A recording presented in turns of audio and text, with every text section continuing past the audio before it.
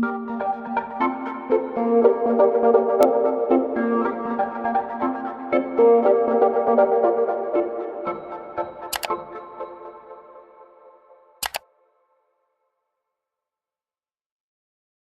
umaga mga kapwa kong mag-aalaman.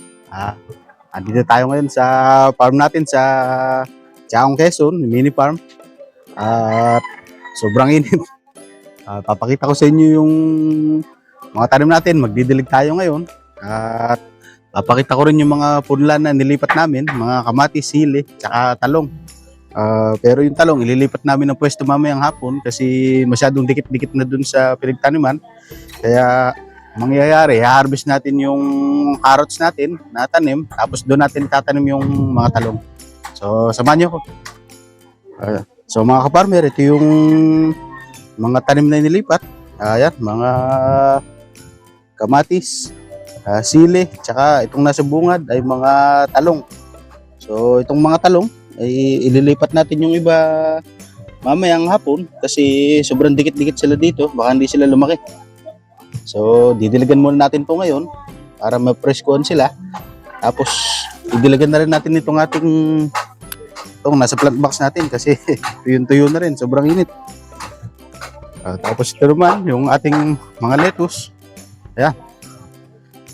For harvest na yung karamihan. At mamaya titignan natin yung tubig nito kasi sa sobrang init, ang bilis mag-evaporate ng tubig. Pero malalaki na naman sila.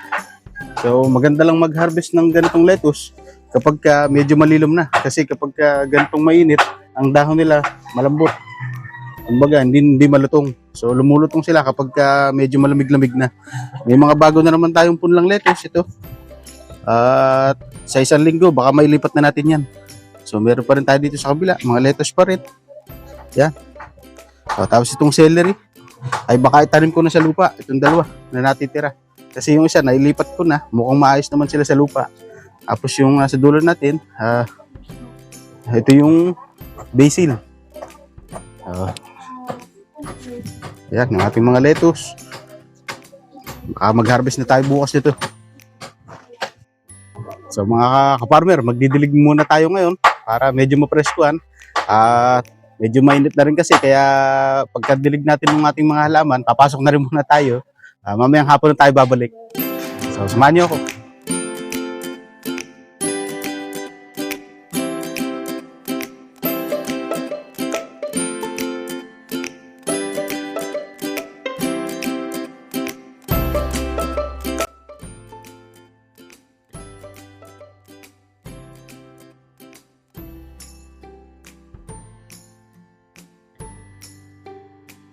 So yun mga kaparmer, nakasilong lang tayo dito sa patay na puno para medyo malilom-lilom.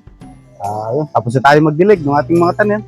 At mamayang hapon, babalik lang tayo dito para kumbaga makapagdilig ulit tayo. Tsaka maiayos natin yung ating mga tanim.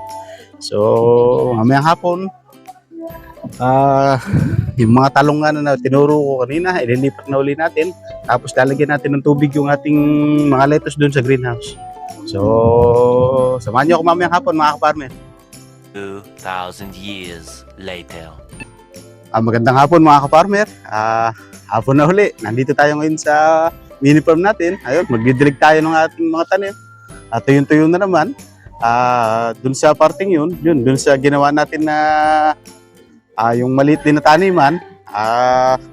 Napatanim kasi doon yung mga punla ng magkakadikit. Kaya yung iba, ililipat lang natin ngayon para kumbaga magkaroon sila ng space, makahinga sila.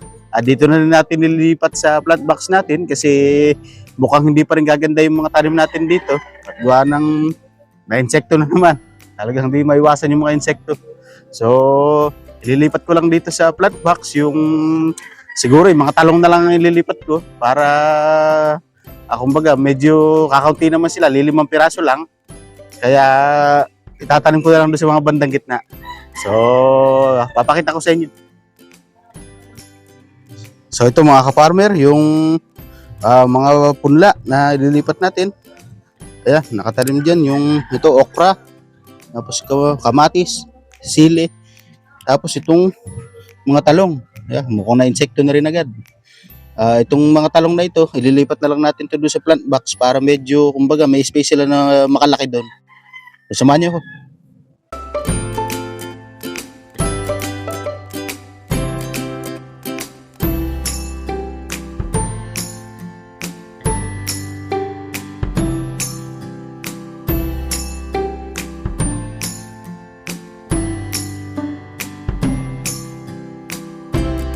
So yun mga ka-farmer, i-harvest na natin ngayon yung ating mga carrots.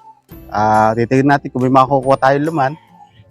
Titignan natin kung pagkawala, ay papakain na lang natin doon sa ating tortoise. Silbing vitamin A na rin yun para sa kanya. So, pagka na-harvest natin yung pwesto ng ating carrots, papaltaman naman natin nung kamatis na punla. So, papakita ko sa inyo. So, mga ka-farmer, ito yung ating mga carrots. Yan, maliliit. I-harvest na natin to para itong pwestong to ay malinis natin. Tapos papalitan na natin to ng ating mga punla na kamatis. So ito rin yung aking mga pinapaugat na bayabas. Ibobonsai ko kasi ito kaya tinanim ko muna sa lupa pansamantala. So ito, harvest lang natin. Tignan natin kung may makakain dito. Ang bababaw naman ng tanim. Sobrang liliit. Hindi pa kaya-aya at tsura. Pero pwede na. Itong isa, medyo malaki-laki nung una. Hindi ko alam kung bulok na. Tignan natin kung medyo tuyo na yung lupa. Kaya medyo mahirap nang kunin. Tsaka itong lupa kasing to ay medyo talagang hindi maganda. Kaya hindi rin nakalaki itong ating mga tanim dito.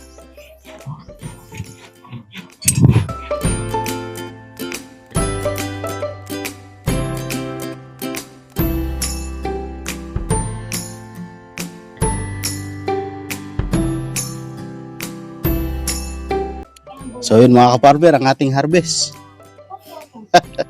Medyo maliliit. Baka pakain na lang natin to sa ating tortoise. Ito lang isa medyo malaki. Alang mukhang magulang na ito.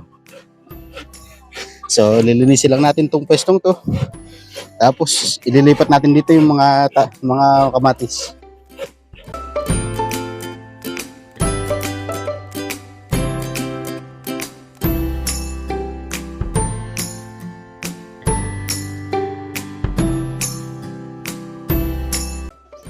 So yun mga ka-farmer, nakapaglipat na tayo. Ito, okra.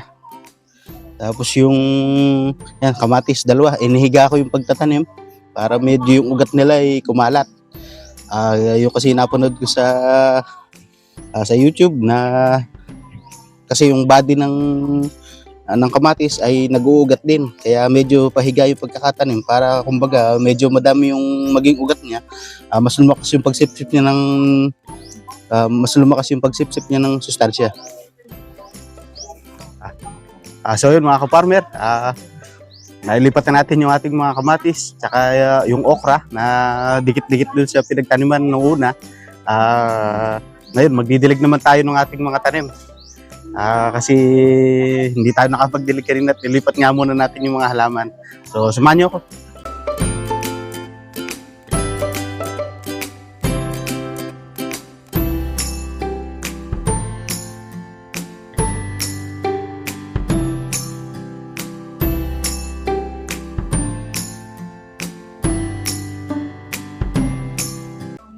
So mga ka-farmer, tapos na tayo magdilig ng ating mga tanim. Ayan, naglipat na rin ako ng talong dyan. Yung mga nasa gitna na medyo matataas. Mga talong. Galing yun dito sa unang tinaniman ng mga punla. Inilipat ko lang yung iba para medyo lumog-luwag sila. Magkaroon ng hangin sa loob. So, ayan, yun sila. So ngayon mga ka-farmer, tapos na tayo magdilig. Ayun, sa likod ko. Ngayon naman, magtitimpla ako ng nutrient solution para dun sa mga lettuce dun sa loob ng greenhouse. Ayun, yung mga lettuce na yun. Lalagyan natin ng tubig kasi kakaunti na yung laman ng mga pipe. Chinek ko kasi isa-isa. Kaya pala medyo parang nahihirapan sila sa sobrang init. Kaya konti na pala yung tubig na pinaglalagyan. So, magtitimpla muna ako ngayon, pero hindi ko na ipapakita sa video kasi same process naman yun. So yun mga ka-farmer, didiligan ko lang pala itong nasa loob ng ating mini greenhouse. Nakalimutan ko na. So, didiligan ko lang para kumbaga matapos na tayo at makapagpahinga na dito. So yun mga ka-farmer, tapos na tayong magdilig. Tapos na talaga kasi nadiligan na natin itong ating mga tanim dito sa ating mini greenhouse. So yun lamang muna ngayong araw, may babahagi ko sa inyo. Wala namang ganong ginawa kundi daily routine lang. Kumbaga yung araw-araw lang na pagdidilig natin dito sa ating mga tanim, pag-aalaga. Baka sa linggo o baka by next week, lalagyan ko sila ng fertilizer para medyo mag-boost yung kanilang paglaki. So, yun lamang muna may babahagi ko sa inyo ngayong araw. Maraming salamat sa inyong panonood. Sana hindi kayo magsawang manood sa aking mga video.